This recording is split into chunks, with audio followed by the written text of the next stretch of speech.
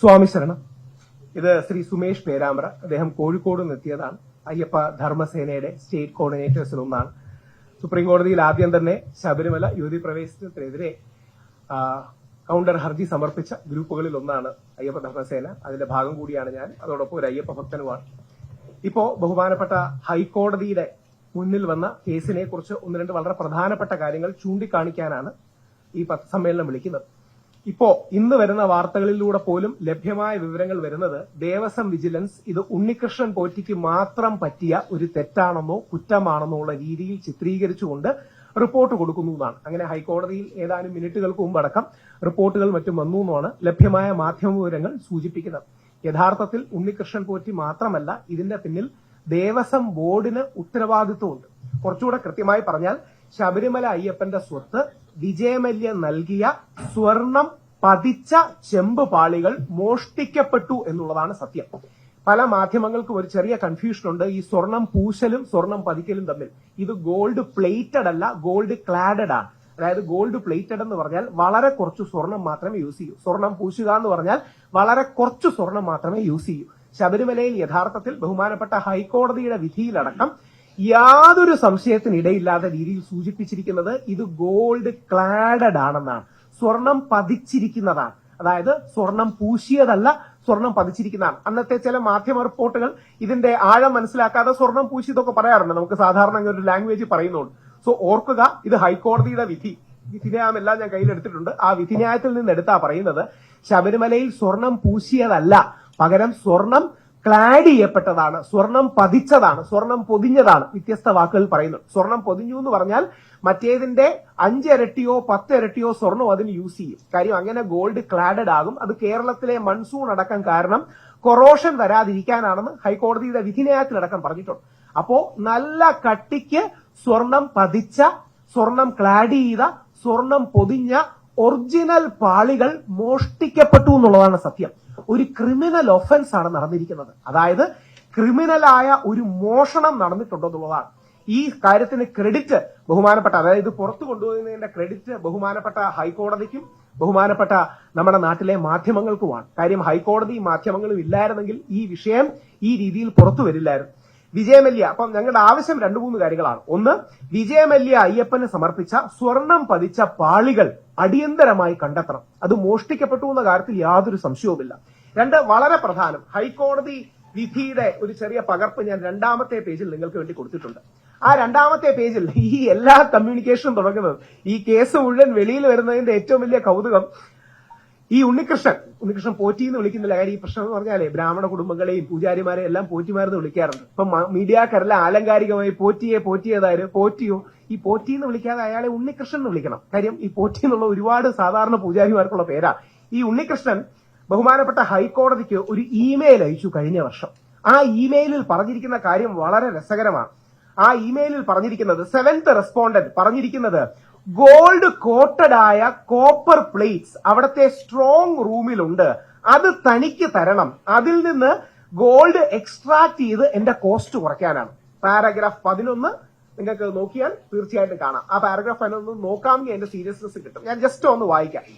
അതായത് ഹൈക്കോടതി വിജിലൻസ് ഓഫീസറോട് ബഹുമാനപ്പെട്ട ഹൈക്കോടതി 12/9/2025 ഗോൾഡ് പ്ലേറ്റഡ് ദ്വാരപാലക ഐഡൽസ്, സ്വർണം പ്ലേറ്റ് ചെയ്ത ദ്വാരപാലക ഐഡൽസ് സ്ട്രോങ് റൂമിലുണ്ടോ എന്ന് നോക്കാൻ പറഞ്ഞു.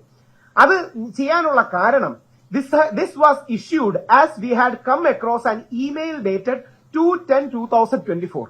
2/10/2024 യഥാർത്ഥത്തിൽ ഞങ്ങൾക്ക് ഒരു മെയിൽ വന്നു. അതായത് കഴിഞ്ഞ ഏകദേശം ഒക്ടോബർ 2-ാം തീയതി ഉണ്ണികൃഷ്ണൻ ഇവർക്കൊരു മെയിൽ അയച്ചു. ആ മെയിലിൽ ഉണ്ണികൃഷ്ണൻ ആവശ്യപ്പെട്ടിരിക്കുന്നത് സ്വർണം പതിച്ച ചെമ്പ് പാളികൾ ദേവസ്വം ബോർഡിന്റെ സ്റ്റോർ റൂമിലുണ്ട്, അത് തനിക്ക് തരണം.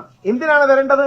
അതിന്റെ എക്സ്ട്രാക്ഷൻ ഓഫ് ഗോൾഡ്, അതിലെ ഗോൾഡ് എക്സ്ട്രാക്ട് ചെയ്ത് തന്റെ കോസ്റ്റ് റെഡ്യൂസ് ചെയ്യാനാണ്. അപ്പൊ ഉണ്ണികൃഷ്ണൻ പോറ്റിക്ക് പോലും അവിടെ ഗോൾഡ് പൊതിഞ്ഞ ചെമ്പ് പാളികൾ ഉണ്ടെന്നറിയാം. ഇല്ലെങ്കിൽ ഹൈക്കോടതിക്ക് ആരെങ്കിലും മെയിൽ അയക്കൂ. അതായത് ഈ വിവാദങ്ങളൊന്നുമില്ലാത്ത അവസരത്തിൽ ഉണ്ണികൃഷ്ണൻ ഹൈക്കോടതിയോട് പറയുകയാണ്, എനിക്ക് ഓൾറെഡി ദേവസ്വത്തിന്റെ കയ്യിൽ സ്വർണം പൊതിഞ്ഞ ചെമ്പ് പാളികളുണ്ട്, അതെനിക്ക് മാറ്റി നൽകണം. ഞാൻ ഓൾറെഡി വേറെ നൽകുകയാണല്ലോ, ഞാൻ പ്ലേറ്റ് ചെയ്ത് നൽകുകയാണല്ലോ, എന്റെ കോസ്റ്റും മറ്റും കുറയ്ക്കാൻ. യഥാർത്ഥത്തിൽ ഇതാണ് ഈ എൻറ്റയർ എൻക്വയറി സെറ്റ് ചെയ്തത്. അത് ദൈവമായിട്ട് ജയിക്കുന്നതാണ്, അയ്യപ്പനായിട്ട് ജയിക്കുന്നതാണ്. യഥാർത്ഥത്തിൽ ഉണ്ണികൃഷ്ണൻ പോയിട്ട് ഈ മെയിൽ അയച്ചില്ലായിരുന്നെങ്കിൽ ഈ കാര്യങ്ങൾ വെളി വരില്ലായിരുന്നു. അപ്പോഴാണ് ഹൈക്കോടതിക്ക് ഇതിൽ സംശയം തോന്നിയതും ഇത് എന്താണ് കാര്യമെന്ന് അന്വേഷിച്ചത്. ഇതിൽ യാതൊരു സംശയവും വേണ്ട. എനിക്ക് പറയുമ്പോൾ വേദനയും വിഷമവും ഉണ്ട്. ദേവസ്വം ബോർഡ് കൂടി ഉൾപ്പെട്ട് മോഷണം നടന്നതാണ്. ദേവസ്വം ബോർഡ് എന്ന് പറയുന്ന 1248 തിരുവിതാംകൂർ ദേവസ്വം ബോർഡിന്റെ ക്ഷേത്രങ്ങൾ പരിപാലിക്കുന്ന 300-400 കോടി രൂപ എല്ലാ വർഷവും നടവരുമാനമുള്ള 8,000 മുതൽ 10,000 കോടി വരെ കേരള സംസ്ഥാനത്തിലേക്ക് വരുമാനം എത്തിക്കുന്ന ദശലക്ഷക്കണക്കിന് കോടിക്കണക്കിന് ഭക്തന്മാര് വന്നു പോകുന്ന ശബരിമല ഭരിക്കുന്ന ദേവസ്വം ബോർഡ് അയ്യപ്പന്റെ സ്വർണം മോഷ്ടിച്ചു എന്നുള്ളതിന്റെ ഏറ്റവും വലിയ തെളിവാണ്. ഇനി അതിന്റെ രണ്ടാമത്തെ ഏറ്റവും വലിയ തെളിവ് ചെമ്പ് പാളികൾ എന്ന് വ്യാജരേഖ ഉണ്ടാക്കി. ഒന്നാമത്തേത് മോഷണം, രണ്ടാമത്തേത് വ്യാജരേഖ നിർമ്മാണം. അതും പറയുന്നത് നമ്മളാരുമല്ല, ഹൈക്കോടതിയുടെ വിധിന്യായത്തിൽ എഴുതുന്നു. ഇത് കോപ്പർ പ്ലേറ്റ്സ് എന്ന് മാത്രം, ചെമ്പ് പ്ലേറ്റ്സ് എന്ന് മാത്രം സൂചിപ്പിച്ചത് വളരെ അൺയൂഷ്വൽ ആണ്, വളരെ അൺയൂഷ്വൽ ആയ ഒരു കാര്യമാണ്. അത് അൺയൂഷ്വൽ മാത്രമല്ല, അത് അതിന്റെ പിന്നിൽ ക്രിമിനൽ ഇന്റന്റ് ആണ്. അപ്പൊ അധിക സമയം എടുക്കാതെ പറഞ്ഞു തീർക്കുന്നത്, അയ്യപ്പ ധർമ്മസേനയ്ക്കടക്കം സാധാരണ അയ്യപ്പ ഭക്തർക്ക് ഞങ്ങൾക്ക് ഇത് കക്ഷി രാഷ്ട്രീയമൊന്നുമില്ല ഇല്ലെന്ന് പറയാൻ കാരണം, ഉള്ള ശബരിമല ഭരിച്ച ഏറ്റവും നല്ല ദേവസ്വം മന്ത്രിമാരിൽ ഒരാളൊരു കമ്മ്യൂണിസ്റ്റുകാരനാണ് ശ്രീ ജി സുധാകരൻ. ശബരിമലയുടെ ചരിത്രത്തിലിരുന്ന ഏറ്റവും നല്ല ദേവസ്വം ബോർഡിൽ ഒന്ന് ശ്രീ പ്രയാർ ഗോപാലകൃഷ്ണൻ സാറിന്റെയും ശ്രീ അജയ് തറയിലിന്റെയും കോൺഗ്രസുകാരുടെ ബോർഡാണ്. എല്ലാ അയ്യപ്പ ഭക്തരിലേക്ക് റീച്ച് ഔട്ട് ചെയ്തു, പ്രക്ഷോഭത്തിനടക്കം ഒരുപാട് സഹായിച്ചു. ശബരിമലയുടെ ചരിത്രത്തിൽ കഴിഞ്ഞ 40-50 വർഷമായി ശബരിമലയ്ക്ക് വേണ്ടി ഏറ്റവും ശക്തമായി നിൽക്കുന്ന വ്യക്തി ശ്രീ കുമ്മൻ രാജശേഖരനെ പോലെ ബിജെപിയുടെ ഭാഗത്ത് നിൽക്കുന്ന ഒരു വ്യക്തിയാണ്. നിസ്വാർത്ഥമായി ശബരിമലയ്ക്ക് വേണ്ടി സേവനം ചെയ്യുന്ന ഒരു ഭക്തനാണ്. ഇസ്ലാമോഫോബിയ മൂത്ത് വാവരില്ലെന്നൊന്നും കുമ്മനചേട്ടൻ പറയൂല. ഈ ബാക്കിയുള്ള ചില ആൾക്കാർ പറയുന്നത് പോലെ വാവരില്ല വാപൂരിനാണെന്നുള്ള കള്ളമൊന്നും കുമ്മനചേട്ടൻ പറയൂല. അതുകൊണ്ട് ശബരിമലയ്ക്ക് അങ്ങനെ രാഷ്ട്രീയത്തിന്റെ കാഴ്ചപ്പാടില്ല. ഇത് ഒരു ഇടത് വലത് പ്രശ്നമോ അല്ലെങ്കിൽ CPM BJP കോൺഗ്രസ് പ്രശ്നമോ അല്ല. ആ ബോർഡിലിരുന്ന ആൾക്കാരുടെ അറിവോടുകൂടി, ഗൂഢാലോചനയോടുകൂടി, അനുമതിയോടുകൂടി അവരും ഉണ്ണികൃഷ്ണ പൊട്ടിയെ കഴിവാക്കി കാണാം, യഥാർത്ഥത്തിൽ മോഷ്ടിച്ചു എന്നുള്ളതാണ് പ്രശ്നം. ചരിത്രത്തിലെ ഒരു സംഭവം കൂടെ പറഞ്ഞ്, പ്രത്യേകിച്ച് ഉണ്ണികൃഷ്ണന്റെ പേരുള്ളതുകൊണ്ട് ഒരു സംഭവം കൂടെ പറഞ്ഞ് അവസാനിപ്പിക്കാം. ഇതിനു മുമ്പ് നടന്ന ഏറ്റവും വലിയ തട്ടിപ്പ്, പരപ്പനങ്ങാടി ഉണ്ണികൃഷ്ണ പണിക്കർ എന്ന കള്ള ദേവസ്വ പ്രശ്നക്കാരനെ കൊണ്ടുവന്ന് ഒരു ദേവസ്വ പ്രശ്നം മുമ്പോട്ട് കൊണ്ടുവന്നു. അന്ന് ഞങ്ങൾക്ക്, പ്രത്യേകിച്ച് ഞാനൊക്കെ ആ ദേവസ്വ പ്രശ്നം എടുത്തുകൊണ്ട് പ്രമുഖ മാധ്യമങ്ങളെ പോയി കണ്ട് അതിലെഴുതിയിരുന്ന പച്ച കള്ളങ്ങളാണ്. അത് പൊളിക്കാൻ കഴിഞ്ഞു. എന്താന്ന് പറഞ്ഞാല് അയ്യപ്പന് കഴുതകളുടെ കരച്ചിൽ സഹിക്കാൻ വയ്യ, അതുകൊണ്ട് അയ്യപ്പന് ഒരു റോപ്പ് വേ വേണം. ഞാനത് പണിയാനുള്ള ആളെയും കൊണ്ടുവന്നിട്ടുണ്ട്. അയ്യപ്പന് റോപ്പ് വേ വേണം, അയ്യപ്പന് ആ കരച്ചിൽ സഹിക്കാൻ പറ്റുന്നില്ല, ഞാൻ അത് പണിയാനുള്ള ആളെ റെഡിയാക്കി കൊണ്ടുവന്നിട്ടുണ്ടെന്ന് പറഞ്ഞ് ഈ ഉണ്ണികൃഷ്ണ പണിക്കർ വന്നു. എന്നിട്ട് ഇയാൾ എന്ത് ചെയ്തു എന്ന് പറഞ്ഞാൽ, അതിന് ഒരു 2 മാസം മുമ്പ് ഇയാൾ ജയമാലയുടെ വീട്ടിൽ പോരും, കന്നഡ നടിയായ ജയമാലയുടെ. അപ്പം ജയമാല ശരിക്കും ഒരു ഭക്തയാണ്, ഒരു ഓവർ ഭക്തിയുടെ ആളാണ്. ജയമാല പറഞ്ഞു, ഞാൻ അയ്യപ്പന്റെ ശ്രീകോവിലിനുള്ളിൽ കയറി അയ്യപ്പനെ തൊട്ടു. ഈ മനുഷ്യൻ അത് ഓർത്തു വെച്ചിരുന്നു. എന്നിട്ട് ഇവിടെ വന്ന് ദേവപ്രശ്നം വെച്ചിട്ട് പറഞ്ഞു, എന്റെ ഈ ജ്ഞാനദൃഷ്ടിയിൽ, എന്റെ ദൈവജ്ഞ ദൃഷ്ടിയിൽ തെളിയുകയാണ്, ഇവിടെ ഏതോ യുവതി സാന്നിധ്യം ഉണ്ടായി, സ്ത്രീ സാന്നിധ്യം ഉണ്ടായി എന്ന്. ഇത് നടന്ന കള്ളത്തരമാണ്. ആലോചിച്ച് നോക്കണം. ഇന്ത്യയിലെ ഏറ്റവും പ്രധാന അമ്പലങ്ങളിലൊന്ന് നടന്ന കള്ളത്തരമാണ്. അന്നിരുന്ന തന്ത്രിമാരിലെ മുതിർന്ന തന്ത്രിയായ ബ്രഹ്മശ്രീ കണ്ഠര് മഹേശ്വരി എണീച്ചെന്ന് പറഞ്ഞു, ഈ ദേവപ്രശ്നം ഞാൻ അംഗീകരിക്കുന്നില്ല, കഴുതകളുടെ കരച്ചിൽ അയ്യപ്പനങ്ങ് സഹിച്ചോളൂ. അതായത് 90-100 കോടി രൂപ അടിച്ചു മാറ്റാൻ, അവിടെ ഒരു റോപ്പ് വേ ഉണ്ടാക്കാനും അതിന്റെ ടെൻഡറിന് വേണ്ടിയിട്ടാണ് ഇയാൾ വന്നത്. ഇതിന് ബട്രസ് ചെയ്യാൻ, അല്ലെങ്കിൽ ഇതിനെ ശക്തമാക്കാൻ വേണ്ടി, ഇതിനെ കുറെ കൂടെ സ്ട്രോങ് ആക്കാൻ വേണ്ടി തന്റെ ദിവ്യദൃഷ്ടിയിൽ ജയമാല ഇതുണ്ടെന്നും, എന്നിട്ട് എന്ത് ചെയ്തു എന്ന് പറഞ്ഞാൽ ദേവസ്വം ബോർഡിൽ നിന്ന് അങ്ങോട്ട് ജയമാലയെ വിളിച്ചിട്ട് ഒരു ഫാക്സ് അയച്ചേക്കണം, നിങ്ങൾക്ക് വേണ്ടി പ്രായശ്ചിത്തം ചെയ്യാൻ വേണ്ടിയാണെന്ന് പറഞ്ഞു. ഇതൊക്കെയാണ് പിന്നീട് പുറത്തു വന്നത്. അത് പ്രായശ്ചിത്തം ചെയ്യാൻ വേണ്ടിയാണെന്ന് ജയമാല അങ്ങോട്ട് വന്നു. ജയമാല പാവ സ്ത്രീ, ഇപ്പൊ ജയറാമേട്ടനെ പോലെയാണ്. ശ്രീ ജയറാമിനൊന്നും ഒരു ഉത്തരവാദിത്വമില്ല. ശ്രീ ജയറാമിനെ വിളിച്ച് പറയാണ്, ശബരിമലയിൽ നിന്ന് വരികയാണ്, ഞങ്ങൾക്ക് ഓതറൈസേഷൻ ഉണ്ട്, നിങ്ങൾ പൂജയ്ക്ക് വരണമെന്ന് പറഞ്ഞാൽ അയ്യപ്പ ഭക്തർ ഓടി വരും. അതേപോലെ ജയമാലയെ വിളിച്ച് പറഞ്ഞു, ഒന്നും പേടിക്കണ്ട, അയ്യപ്പ കോപം നിങ്ങൾക്കുണ്ടാവില്ല, ഞങ്ങൾ നിങ്ങൾക്ക് വേണ്ടി പ്രായശ്ചിത്തം കഴിച്ചോളാം. എന്നിട്ട് അവരെ കൊണ്ട് ഫാക്സ് അയപ്പിച്ചു. ആ ഫാക്സ് എടുത്ത് കണ്ടോ, ഉണ്ണികൃഷ്ണ പണിക്കരുടെ ദിവ്യദൃഷ്ടിയിൽ കണ്ട കാര്യങ്ങൾ വാർത്താ മാധ്യമങ്ങൾ വഴിഞ്ഞെറിഞ്ഞ ജയമാല മുമ്പിലേക്ക് വന്നു. അതുകൊണ്ട് ഭയങ്കര ദേവപ്രശ്നമാണെന്ന് പറഞ്ഞു. എന്തൊരു കള്ളത്തരമാണ് നടക്കുന്നത്. ആലോചിച്ച് നോക്കുക. ഒരു ഗവൺമെന്റ് ഓഫീസിലോ ബാക്കിയുള്ള സ്ഥലങ്ങളിലോ ഒന്നുമല്ല, ഒരു അമ്പലത്തിൽ, അല്ലെങ്കിൽ അമ്പലമോ പള്ളിയോ ദൈവത്തിന്റെ സ്ഥലങ്ങളെന്ന് വിളിക്കുന്ന നമ്മുടെ സ്ഥലത്ത് എന്തു വലിയ കൊള്ളയാണ് നടക്കുന്നത്. അന്ന് അതിനെ പൊളിക്കാൻ നമുക്ക് കഴിഞ്ഞത് മാധ്യമങ്ങളുടെ ഇടപെടൽ കാരണം മാത്രമാണ്. ഇന്ന് ബഹുമാനപ്പെട്ട ഹൈക്കോടതിയുടെയും മാധ്യമങ്ങളുടെ ഇടപെടൽ കാരണം വീണ്ടും ഇതേപോലൊരു അടിച്ചുമാറ്റൽ, പക്ഷെ ഓൾറെഡി അവർ അടിച്ചു മാറ്റി. അതുകൊണ്ട് പറഞ്ഞു തീർക്കുമ്പോൾ മാധ്യമങ്ങൾ ചോദിക്കേണ്ട ഒരേ ഒരു ചോദ്യം, രണ്ടാമത്തെ ചോദ്യം ചോദിക്കരുത്, ഫോക്കസ് നഷ്ടപ്പെടും. ഒറ്റ ചോദ്യമേ ഉള്ളൂ, വിജയമല്യ നൽകിയ സ്വർണം പതിച്ച ചെമ്പ് പാളികൾ എവിടെ? 24 ക്യാരറ്റ് എന്നാണ് അത് ചെയ്ത ആള് പറയുന്നത്. 24 ക്യാരറ്റ് ലണ്ടനിൽ നിന്ന് കൊണ്ടുവന്ന സ്വർണ്ണമാണെന്ന് പറയും. 24 ക്യാരറ്റ് തനി തങ്കത്തിൽ, തനി സ്വർണത്തിൽ പൊതിഞ്ഞ ആ പാളികൾ എവിടെ? അത് ദേവസ്വം ബോർഡ് മോഷ്ടിച്ചു എന്നുള്ളതാണ് സത്യം. എനിക്കത് പറയുന്നതിന് വിഷമമുണ്ട്. യാതൊരു സംശയത്തിനും ഇടം നൽകുന്നില്ല. എന്തുകൊണ്ട് മോഷ്ടിച്ചു എന്ന് പറയുന്നു, അതും കൂടെ പറഞ്ഞ് അവസാനിപ്പിക്കാം. കാര്യം ചെമ്പ് പാളികളെന്ന വ്യാജരേഖ നിർമ്മിച്ചു. ചെമ്പ് പാളികളെന്ന വ്യാജരേഖ നിർമ്മിച്ചു. എന്നിട്ട് ഉണ്ണികൃഷ്ണൻ പോറ്റിയോടൊപ്പം ചേർന്ന് ഒത്തുകളിക്കുകയോ മറ്റു കാര്യങ്ങൾ ചെയ്യുകയോ ചെയ്യും. ഇത് ഉണ്ണികൃഷ്ണൻ പോറ്റിയെ മാത്രം കരുവാക്കി ദേവസ്വം ബോർഡ് രക്ഷപ്പെടാൻ ശ്രമിക്കുകയാണ്.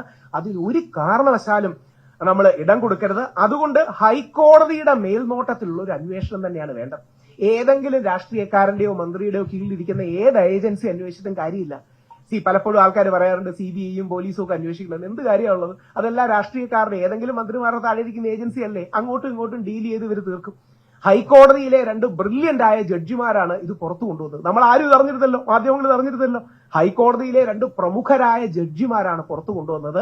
ആ ജഡ്ജിമാരുടെയോ ബഹുമാനപ്പെട്ട ഹൈക്കോടതിയുടെയോ മേൽനോട്ടത്തിൽ ഈ അന്വേഷണം നടക്കണം. ആ അന്വേഷണത്തിന്റെ ഭാഗമായി അറസ്റ്റ് ഉണ്ടാകണം. അതായത് ക്രിമിനൽ കോൺസ്പിറസിയും ക്രിമിനൽ ആക്ടും നടന്നു. ഒരു ക്രിമിനലായ കുറ്റം ഇവിടെ നടന്നിട്ടുണ്ട്. മോഷണം. അമ്പലം വിഴുങ്ങി അമ്പലക്കള്ളന്മാർ അയ്യപ്പന്റെ സ്വത്ത് മോഷ്ടിച്ചു. അതിന് അറസ്റ്റ് ഉണ്ടാകണം. അതിന് പിന്നിൽ നിൽക്കുന്ന ആൾക്കാരെ അറസ്റ്റ് ചെയ്ത് ജയിലിൽ അടക്കണമെന്ന് അഭ്യർത്ഥിച്ചുകൊണ്ട് അവസാനിപ്പിക്കുക. എന്തെങ്കിലും 1-2 ചോദ്യങ്ങളുണ്ടെങ്കിൽ എടുത്തു നിർത്താം. നിങ്ങൾക്ക് അടുത്ത എനി ക്വസ്റ്റ്യൻസ്? കാര്യം മീഡിയക്കാർക്ക്, ചില ആൾക്കാർക്കെങ്കിലും ഈ ചാനലിൽ വരുന്ന ഒരു രാഷ്ട്രീയ പാർട്ടിയെ പറയല്ല, പക്ഷെ ദേവസ്വം ബോർഡിനെ ഡിഫെൻഡ് ചെയ്യാൻ വരുന്നവർ ചില തെറ്റിദ്ധാരണകൾ ഉണ്ടാക്കി രക്ഷപ്പെടാനൊക്കെ ശ്രമിക്കുന്നുണ്ട്. ചില ആൾക്കാർ പറയുന്നത് നിങ്ങൾ കേട്ട് കാണും, സമഗ്ര അന്വേഷണം ഉണ്ടാകും, ജസ്റ്റിസ് KT ശങ്കരൻ വരട്ടെ എന്നൊക്കെ. ജസ്റ്റിസ് KT ശങ്കരൻ അന്വേഷണത്തിനല്ല വരുന്നത്. ജസ്റ്റിസ് KT ശങ്കരൻ അവിടെ ഉള്ള സ്വർണത്തിന്റെ ഇൻവെന്ററി എടുക്കാനാണ് വരുന്നത്. പക്ഷെ കേൾക്കുമ്പോ ഹൈക്കോടതി ജഡ്ജി വരുന്നു എന്നൊക്കെ പോകും. ഹൈക്കോടതി ജഡ്ജി വരുന്നത് അവിടെ ബാക്കി സ്വർണ്ണം ഉണ്ടോ എന്ന് ഇൻവെന്ററി എടുക്കാനാണ്. അപ്പൊ നമ്മളെ തെറ്റിദ്ധരിപ്പിക്കാനാണ്. ആദരവോടെ പറഞ്ഞോട്ടെ, ദേവസ്വം ബോർഡ് പ്രശാന്ത് ഇന്നലെ പറയുന്നത് കേട്ടു, കഴിഞ്ഞ പ്രാവശ്യം ചെന്നൈയിൽ പോയപ്പോൾ ഞങ്ങൾ ആൾക്കാരെ വിട്ടു, കൃത്യമായ പ്രോസസ്സ് പാലിച്ചു. 2019 കാര്യമാണ് പുള്ളിയോട് ചോദിക്കുന്നത്. പക്ഷെ 2025 കാര്യം പറഞ്ഞ് രക്ഷപ്പെടാൻ നോക്കുക. കൃത്യം ഈ ഡേറ്റ് ഒക്കെ പറയുമ്പോൾ നാട്ടുകാർ തെറ്റിദ്ധരിക്കും. ഞങ്ങൾ ഇന്ന ഡേറ്റിൽ 3 പേരുടെ അകമ്പടിയോടുകൂടി ചെന്നൈയിലേക്ക് ആൾക്കാരെ വിട്ടു എന്നൊക്കെ പ്രശാന്ത് വളരെ കാര്യമായിട്ട് പറയുന്നത് കേട്ടു. എന്ത് കാര്യമാണ്? 2025 കാര്യമാണ് പറയുന്നത്. 2019 കാര്യമാണ് യഥാർത്ഥത്തിൽ ചോദിക്കുന്നത്. ഇനി വേറൊരു വാദം കൂടെ വരുന്നുണ്ട്. 1999 തൊട്ടുള്ള കാര്യങ്ങൾ അന്വേഷിക്കണമെന്ന്. ഇത് എന്താ അറിയോ, കഴിഞ്ഞ ഒരു 5000 വർഷത്തെ കാര്യം അന്വേഷിക്കണമെന്ന് പറയുന്ന പോലെയാണ്. ചുമ്മാ തെള്ളുക. അതായത് 1999 മുതൽ 2019 ജൂലൈ വരെ ഇതവിടെ ഉണ്ടായിരുന്നു. നമുക്ക് വീഡിയോ തെളിവുകളുണ്ട്, ഫോട്ടോഗ്രാഫി തെളിവുകളുണ്ട്. അപ്പൊ ഫോക്കസ് തെറ്റിക്കാനാണ് ചില മഹാന്മാർ വന്നിട്ട്, ചില അവതാരങ്ങൾ വന്നിട്ട് 1999 തൊട്ടുള്ള കാര്യം അന്വേഷിക്കണം, അപ്പൊ എന്തോ വലിയ അന്വേഷണം ഉണ്ടാവും നമുക്ക് തോന്നുന്നു. ഒന്നുമില്ല. 1999 തൊട്ട് ഒന്നും പറ്റിയിട്ടില്ല അവിടെ. 1999 മുതൽ 2019 പകുതി വരെയുള്ള വീഡിയോ, ഫോട്ടോ, ഫുട്ടേജ് എല്ലാം എല്ലാ മാധ്യമങ്ങളുടെയിലും ഉണ്ട്. അതിനുശേഷം ഇത് ഇളക്കിയെടുത്തപ്പോഴാണ് അടിച്ചു മാറ്റിയത്. അതുകൊണ്ട് 2019 ഈ ഇളക്കി മാറ്റിയതിനെയും അടിച്ചു മാറ്റിയതിനെ കുറിച്ചാണ് അന്വേഷണം വേണ്ടത്. ബാക്കി ആരെങ്കിലും പറയുന്നുണ്ടെങ്കിൽ അവര് ദേവസ്വം ബോർഡിനെ രക്ഷിക്കാൻ വേണ്ടി പറയുന്നതാണ്. ദേവസ്വം ബോർഡിന്റെ കള്ളത്തരം കുറെ ഡീറ്റെയിൽസ് പറഞ്ഞു മറച്ചു വെക്കാൻ വേണ്ടി മാത്രമാണ് പറയുന്നത്. അതുകൊണ്ട് അയ്യപ്പന്റെ സ്വർണം ദേവസ്വം ബോർഡ് കട്ടു. അയ്യപ്പന്റെ സ്വർണം ദേവസ്വം ബോർഡ് കട്ടു. ഈ ദേവസ്വം ബോർഡ് ഏത് ദേവസ്വം ബോർഡാണെന്നറിയാമോ? കേരള ചരിത്രത്തിൽ ഏറ്റവും മഹാന്മാരുന്ന ദേവസ്വം ബോർഡാണ്. NSSന്റെ സ്ഥാപകൻ ഭാരതകേസരി മന്നത്ത് പത്മനാഭനായിരുന്നു ദേവസ്വം ബോർഡിന്റെ ആദ്യ ഹെഡ്. R ശങ്കർ, പിന്നീട് കേരള മുഖ്യമന്ത്രിയായ ആൾ. എത്ര മഹാന്മാരുന്ന ദേവസ്വം ബോർഡാണ്. അമ്പലക്കള്ളന്മാരായി ദേവസ്വം ബോർഡ് മാറി, അമ്പലം വിഴുങ്ങികളായി ദേവസ്വം ബോർഡ് മാറി. അയ്യപ്പന്റെ സ്വത്ത് കട്ടു.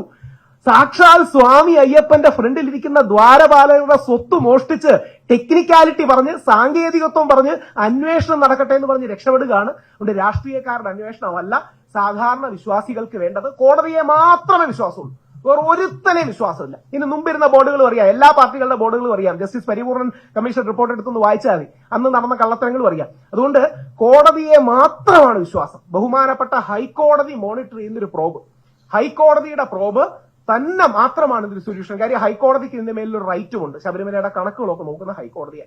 എന്തെങ്കിലും ക്വസ്റ്റൻ ഉണ്ടെങ്കിൽ ക്വസ്റ്റൻ എടുത്ത് നമുക്ക് നോക്കാം.